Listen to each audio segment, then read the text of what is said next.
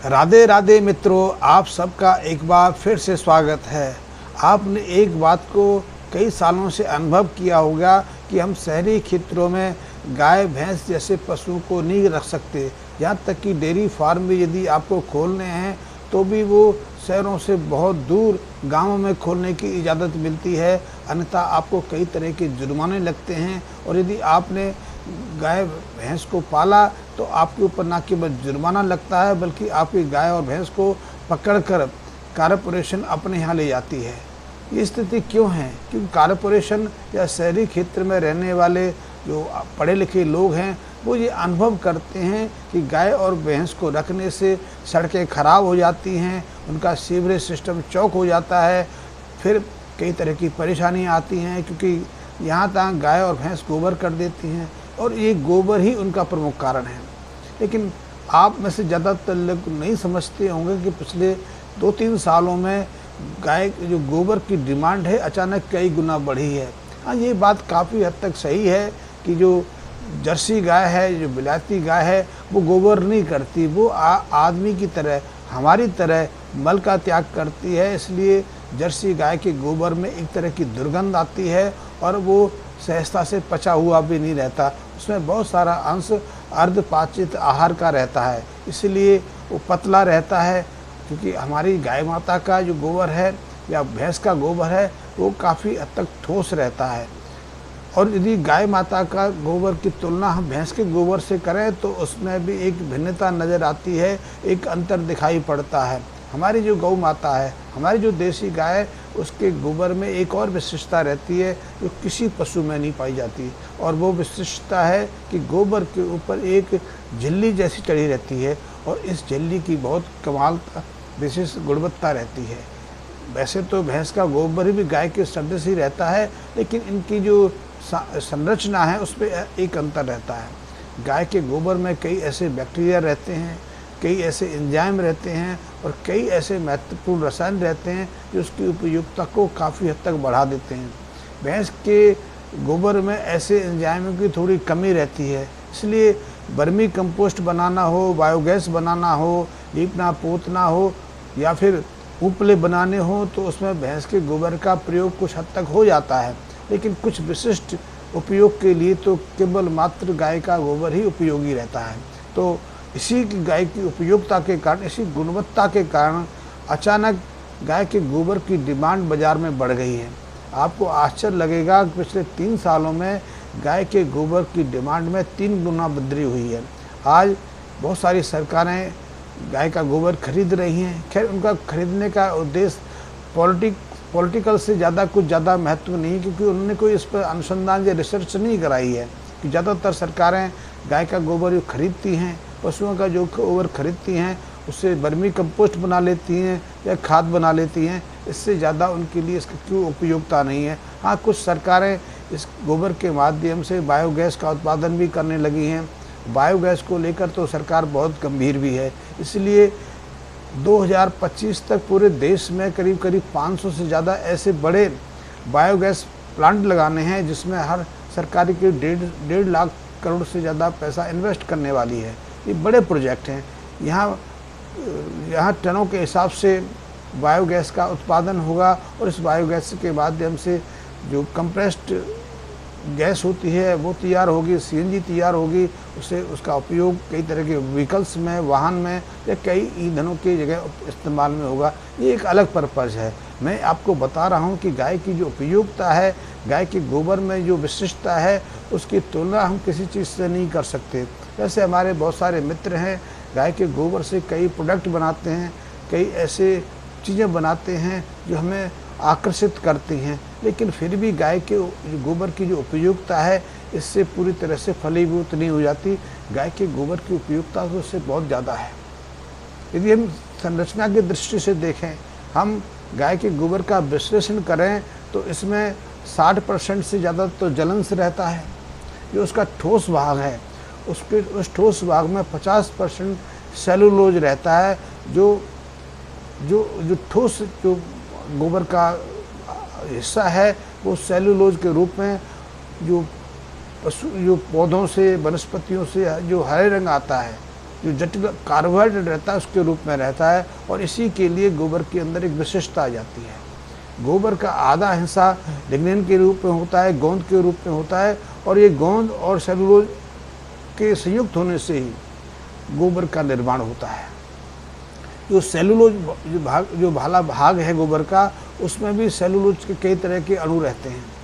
कुछ जटिल सेलुलोज रहते हैं, कुछ अर्ध सेलुलोज के रूप में रहते हैं, कुछ हेमी सेलुलोज के रूप में रहते हैं, कुछ नैनो सेलुलोज के रूप में रहते हैं, कुछ अल्फा नैनो सेलुलोज के रूप में रहते हैं। और सेलुलोज के ये सभी रूप हैं वो बहुत महत्वपूर्ण है, क्योंकि इनके अंदर विशिष्टताएं रहती है, और इन विशिष्टताओं के कारण ही गाय के गोबर की डिमांड पूरी दुनिया में एकाएक कई गुना बढ़ी है। और इसी कारण से केवल डिमांड ही नहीं बढ़ी, गाय के गोबर की कीमत भी अचानक बढ़ती चली जा रही है। जो सेलुलोज भाग है, यही बहुत सारे प्रोडक्ट बनाने में काम भी आता है। सेलुलोज के माध्यम से ही बायोगैस का निर्माण होता है, क्योंकि सेलुलोज को जब कुछ एंजाइम और बैक्टीरिया डिकम्पोज करते हैं तो उससे गैस का उत्पादन होता है, जैसे मीथेन और कार्बन डाइऑक्साइड सबसे प्रमुख गैस हैं। मीथेन तो ज्वलनशील गैस है, उसी से सीएनजी का निर्माण होता है। और इसी सेलुलोज के डिकम्पोजिशन से या सेलरी के निर्माण से खाद भी बनता है, जिससे हमारे केंचुआ का निर्माण करते हैं। केंचुए के अंदर कई ऐसे एंजाइम पाए जाते हैं जो सेलुलोज को सहजता से पचा लेते हैं। लेकिन गोबर की उपयोगिता सेलुलोज के इसी लेवल तक सीमित नहीं है, क्योंकि गोबर के सेलुलोज के जो अंश हैं उसकी जो गुणवत्ता है, उनके जो विशिष्ट गुण हैं वो तो बहुत प्रभावशाली हैं। इन गुणों में हम जैसे दीपक बनाते हैं, कुछ लोग हमारे मित्र ऐसे भी हैं जो गाय के गोबर से ईंट का निर्माण कर रहे हैं। इसी सेलुलोज के अंश के कारण गाय के गोबर में ज्वलनशील गुण आ जाता है, उपले बनते हैं, और उपलों की अपनी विशिष्टता है। गाय के गोबर की उपलों की तो ये विशिष्टता है कि वो अपने अंदर करीब से 10 से 12 घंटे तक ताप को, अग्नि को कैद करके रख सकते हैं। ताप को कैद करके रखना किसी और मेटल के अंदर इतनी सामर्थ्य नहीं जितनी कि गाय के गोबर में है। गाय का गोबर अपने अंदर 10 से 12 घंटे तक एक ऊष्मा को कैद करके रखता है। इसलिए यदि गाय के गोबर के माध्यम से आप भोजन बनाते हैं, कोई चीज़ को गर्म करते हैं या इसका ईंधन के रूप में प्रयोग करते हैं, तो उसको 10-12 घंटे तक कंटिन्यूसली आप प्रयोग में ला सकते हैं। इसकी अपनी विशेषता है, उसका तापमान भी 400 से लेकर 600 डिग्री के आसपास रहता है। इसलिए पहले ज़माने में तो भोजन बनाने के लिए उपलों का उपयोग करते थे, लेकिन गाय की उपयोगिता सिर्फ उपले तक या ऊष्मा उत्पादन तक नहीं है। गाय के गोबर की उपयोगिता तो सेलुलोज से है, जो हमें और भी विशेषताएं प्रदान करता है। गाय के सेलुलोज का एक अंश ऐसा है जिसका उपयोग आजकल ब्लड प्रूफ कपड़े बनाने में हो रहा है। ताप प्रूफ जिनकी ऊष्मा रोधी वस्त्र बनाने के रूप में प्रयोग हो रहा है, या वस्त्र के अलावा आप कोई और चीज़ बना सकते हैं। आप प्लाई के ऊपर उसका लेपन कर सकते हैं, तो प्लाई फिर हीट प्रूफ हो जाती है, शीत प्रूफ हो जाती है। वो ताप को, टेम्परेचर को वहाँ से आवागमन रोक देती है। इसकी उपयोगिता को देखते हुए तो गाय के गोबर को एक विशिष्टता मिलने लगी है। पर गाय के गोबर की उपयोगिता यहाँ तक सीमित नहीं है। गाय के गोबर की उपयोगिता उससे आगे है। इससे ब्लड प्रूफ चीज़ें बन रही हैं, प्लाईवुड बन रहे हैं, ऐसे पेपर बनने वाले हैं, ऐसे कागज़ बनने वाले हैं जो शायद हो सकता है करेंसी में इस्तेमाल हो या उसकी कोई विशिष्ट उपयोगिता हो जाए, क्योंकि उसके अंदर भी ऐसी गुण है कि उसको एक बार बना लिया जाएगा तो वो हज़ारों सालों तो सुरक्षित रहेगा। उस पर किसी तरह का कोई ना तो बैक्टीरिया इफेक्ट डाल पाएगा, ना कोई केमिकल असर कर पाएगा। वो जलने और भीगने से भी बचा रहेगा। तो जो सेलुलोज का हिस्सा है वो बहुत महत्वपूर्ण है, और इसीलिए इस सेलुलोज के जो विभिन्न पार्ट हैं उनकी कीमत 3-4 हज़ार रुपये से लेकर 70-80 हज़ार रुपये पर केजी तक बैठने वाली है। यदि आप इस फील्ड में आना चाहो, गाय के गोबर के माध्यम से सेलुलोज का विगलन शुरू कर सकें, गाय के गोबर से इस सेलुलोज को अलग करने की आप जानकारी लेकर उसको निकालना शुरू कर दें, तो आपके लिए एक बड़ा व्यापार है। और इस सेलुलोज के विभिन्न जो अंश हैं उनकी उपयोगिता, उनकी डिमांड तो पूरी दुनिया में है। आप यदि इस खेत में आगे बढ़ना चाहते हैं, आपके पास गाय है और उसके माध्यम से गाय के गोबर के माध्यम से हम सेलुलोज को अलग कर लेते हैं। सेलुलोज के मैंने बताया, सेलुलोज एक कॉमन नाम है। सेलुलोज के विभिन्न अंश हैं, वर्गीकरण हैं। उन वर्गीकरण के हिसाब से आपको गोबर की कीमत मिलती है। जैसे कि अल्फ़ा नैनो सेलुलोज है, उसकी उपयोगिता तो और भी कई चीज़ों में है। उससे लेंस बनने लगे हैं, उसका लेंस में निर्माण होने वाला है, या फिर ट्रांसपेरेंट कांच बनने लगे हैं, उसमें आने वाला है। हेलमेट बनने लगे हैं, या और भी बहुत सारी चीज़ें ऐसी गाय के गोबर के माध्यम से 1000 से ज़्यादा चीज़ें आप निर्मित कर सकते हो। लेकिन आपके सामर्थ्य तो है नहीं, आपके पास इतना पैसा भी नहीं कि आप टेक्नोलॉजी लेके आप मैन्युफैक्चरिंग शुरू कर सकते हो। मैन्युफैक्चरिंग का काम तो उसी के पास है जिसके पास पर्याप्त इन्वेस्ट करने का धन है। लेकिन आप गोबर के निष्कर्षण से, गोबर से सेलुलोज के अंशों को अलग करके उससे अपने एक इंडस्ट्री डेवलप कर सकते हैं, उत्पाद की शुरुआत कर सकते हैं। और गोबर का जो दूसरा हिस्सा है, लिग्निन है, गोंद है, उसकी अपनी उपयोगिता है।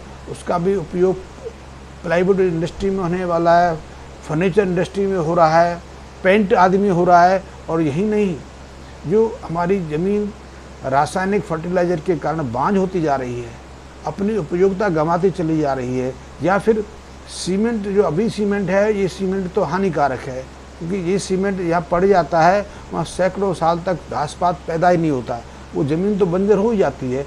लेकिन ज़मीन के जो भूमि के जो बालू के जो कण होते हैं, वो एक दूसरे से पृथक हो जाते हैं, वो जुड़ते नहीं, उनके अंदर आकर्षण की शक्ति खत्म हो जाती है। और इसीलिए वो पृथ्वी, वो ज़मीन, वो भूमि अपनी उर्वरकता खो देती है।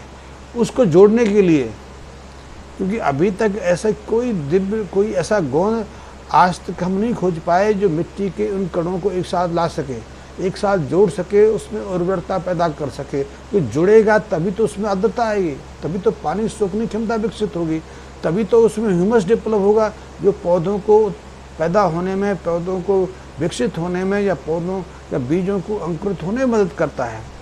ह्यूमिडिटी नहीं है उसमें, आर्द्रता नहीं है उसमें, कोई पोषक तत्व नहीं है, तो वो जो मृदा है, वो जो भूमि है, वो पूरी तरह से बांझ है, अनुपजाऊ है। और ऐसी भूमि को जो अनुपजाऊ है, जिसकी कोई उपयोगिता नहीं है, उसको उपयोगिता बनाने का गुण भी गाय के गोबर में है। तो यदि आप लिग्निन का प्रयोग करते हैं, लिग्निन के तरल में उस बालू को आप भिगो देते हैं, तो 24 घंटे के अंदर अंदर उसका परिवर्तन हो जाता है। उसकी जो फिजिकल कैरेक्टर है, जो भौतिकी संरचना है, उसमें बदलाव आ जाता है, उसमें आर्द्रता भी पैदा हो जाती है, उसके बालू के गण एक दूसरे से जुड़ने लग जाते हैं, उसमें ह्यूमस की उत्पत्ति भी हो जाती है, बहुत सारे न्यूट्रिएंट उसमें डेवलप हो जाते हैं, और इससे उसमें फंगस की शुरुआत हो जाती है, कई तरह के बैक्टीरिया डेवलप हो जाते हैं। और आप देखेंगे कि 1 हफ्ते के बाद उसमें अनायास कई तरह की वनस्पतियाँ जन्म होने लगती हैं। ऐसे प्रयोग कई जगह हुए। पहले तो हम इन प्रयोगों को एक दूसरे रूप में देखते थे, लेकिन जब गहराई में जाए तो पता लगा कि लिग्निन नामक जो गोबर का तत्व है, उसके कारण गोबर में बंजर भूमि को उपजाऊ बनाने की विशिष्टता रहती है। जैसे कि मैंने बताया कि जो चीज़ें हम बनाते हैं, कि बहुत सारे मित्र गाय के गोबर से दिए बना रहे हैं, मूर्तियाँ बना रहे हैं, कुछ प्लेट्स बना रहे हैं उसके पीछे सबसे महत्वपूर्ण भूमिका रहती है सेलुलोज की। लेकिन सेलुलोज एक तरह का नहीं है। सेलुलोज की जो अणु हैं, उनकी संरचना और उनकी जो साइज है, कुछ सेलुलोज जटिल होती है, इनकी संरचना थोड़ी लंबी बड़ी रहती है। और ये कोई ऐसा नहीं कि हम उसको नाप लें, वो तो माइक्रोस्कोप और इलेक्ट्रॉन माइक्रोस्कोप से जांचने वाली चीज़ें हैं। ये तो ऐसी चीज़ें हैं जो दिखाई नहीं देती हैं, लेकिन आज का वैज्ञानिक, आज की टेक्निक उसको अलग करने में सफल रही है, उससे गाय की उपयोगिता बढ़ रही है। तो गाय की ऐसी जो नई नई उपयोगिता हैं, नई नई जानकारी हैं, उस कीमत को बढ़ा रही हैं। वैसे तो आप इतनी जटिल प्रक्रिया में नहीं जाना चाहते, आप इसका खाद बनाना चाहते हैं, आप इसका पेस्टिसाइड या कीटनाशक के रूप में प्रयोग करना चाहते हैं, या फिर इसको आप सफाई के लिए उपयोग में लाना चाहते हैं, क्योंकि गाय के गोबर में तो एक से एक अद्भुत गुण हैं। क्योंकि पुराने ज़माने में हम अपने हाथों को स्वच्छ करने के लिए गाय के गोबर की राख का प्रयोग करते थे। तो गाय के गोबर में और गाय के गोबर से निर्मित राख में भी विशिष्टता है, वो दुर्गंध नाशक है। और दुर्गंध तो आज हमारे सामने एक बड़ी पीड़ा दे रहा है, क्योंकि सीवरेज सिस्टम है हमारे आसपास, इतनी सड़न मारने वाली चीज़ें हैं कि उस दुर्गंध से हम भी बहुत पीड़ित रहते हैं। चारों तरफ गंदगी के ढेर लगे हैं, उनको कैसे समाप्त करें? सरकारें परेशान हो गई हैं कि उस गंद को कैसे समाप्त करें। लेकिन ये उस गंद को समाप्त करने का गुण भी गोबर में है। तो आप कोई भी फील्ड चुन सकते हैं, हर फील्ड में आपके लिए काम करने की अद्भुत जो है स्कोप बचा हुआ है, क्षेत्र बचा हुआ है। और ऐसे आप गाय के गोबर से